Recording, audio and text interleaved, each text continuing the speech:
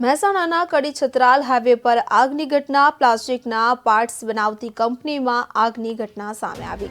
Fire ટીમે પાણીનો મારો ચલાવી આગ ઉપર કાબુ મેળવ્યો તો ઘટનામાં જાનહાનિ ન થતા લોકોએ રાહતનો શ્વાસ લીધો.